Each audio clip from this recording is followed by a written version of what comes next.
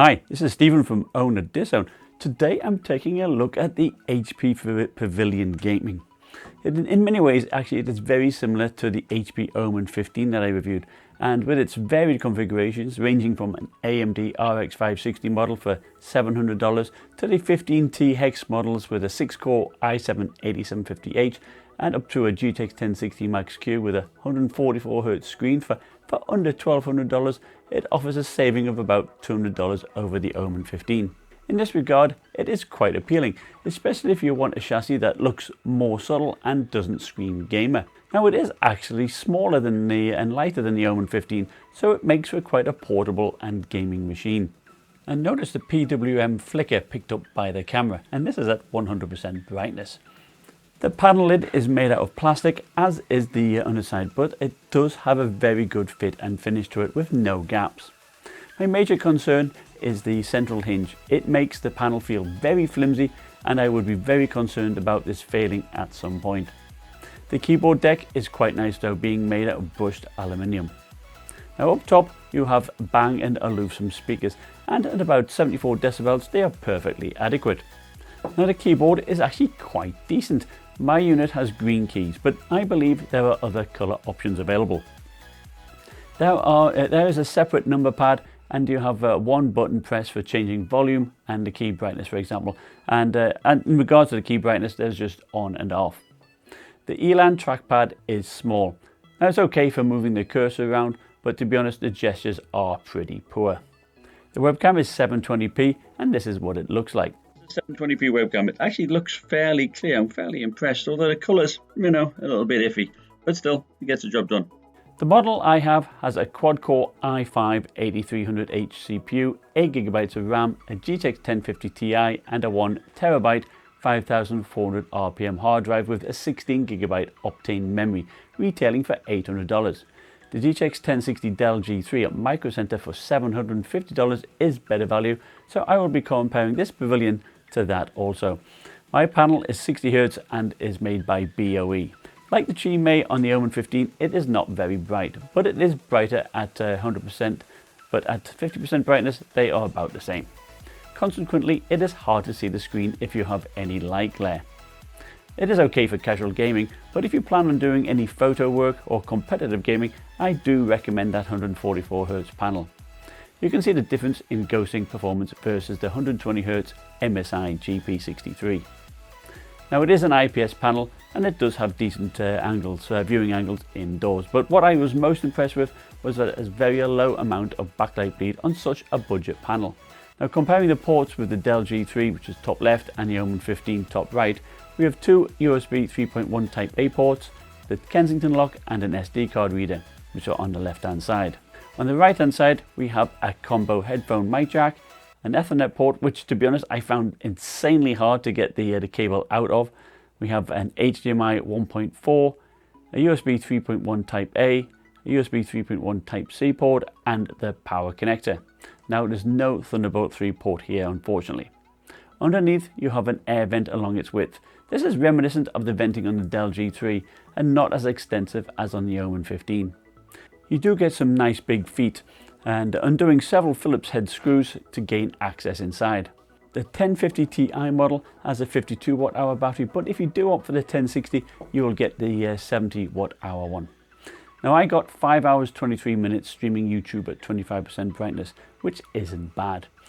Now you do have the 2.5-inch drive and some unknown Wi-Fi card. There are 2 slots of RAM to give a max of 32GB, and here we have the 16GB Optane memory in a PCI Express M.2 slot, which actually does seem to speed up that hard drive. Now there is a shared heat pipe design which is known for high temperatures when gaming. Now comparing the cooling to the MSI GP63, there is a big difference. Not only does the GP63 have more heat pipes, but they are separate for both the GPU and the CPU.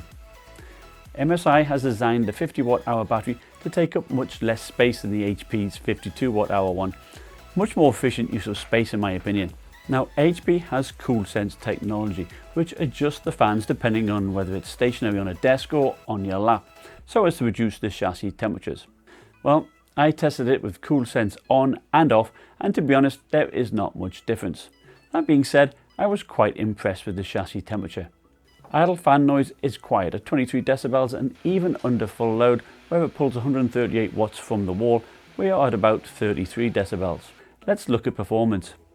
First off, if you are looking to use it for any real-time audio application, I recommend you get the 6-core model versus this i5, because it did fail my latency mon test. Here is my throttle stop setting to overclock or boost the CPU. This includes the undervolt to help keep the temperatures in check. In Cinebench, the i5 performed pretty well. It's actually hard to imagine that these type of numbers is what you were getting with the i7-6820HK 2 years ago. Now this is a short test, so temperatures were fine, but let's see what happens with a longer test. Using the CPU to render a video, it did peak at 97 degrees and averaged 86. Consequently, it ran slower than the same spec Dell G3. Undervolting and boosting the CPU shaved off about a minute and a half, but again was behind the G3 when that was set at the same settings. The same is true doing a long handbrake in code. The CPU throttles and is a good way behind the i5 in the G3. Boosting the CPU does increase the average CPU clock speed nicely, but just makes it slightly faster than the stock G3.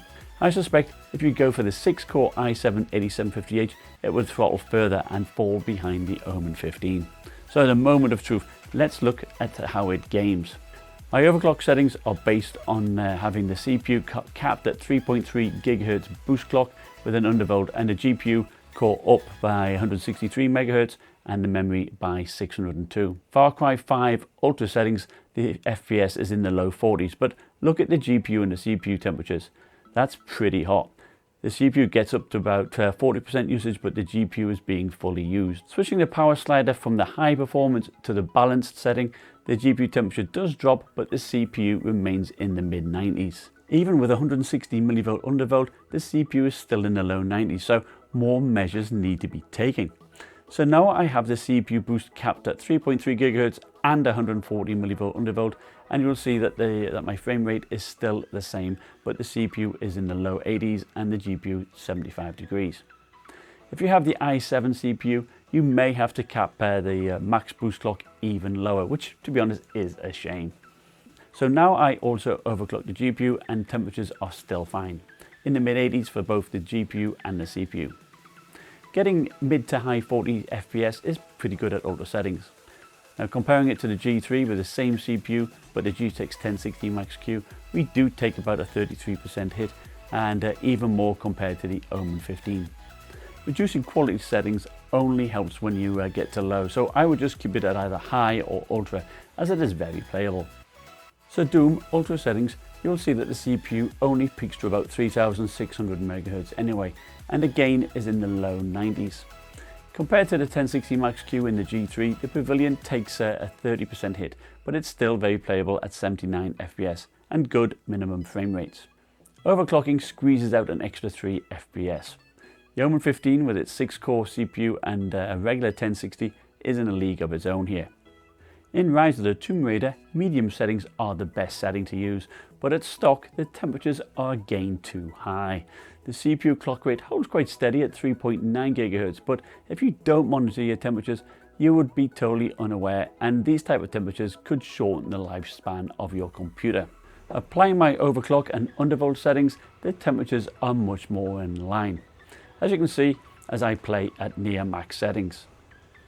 Now performance is bang on with the Dell 7567 I had with the same GPU, but with an older i5-7300H CPU.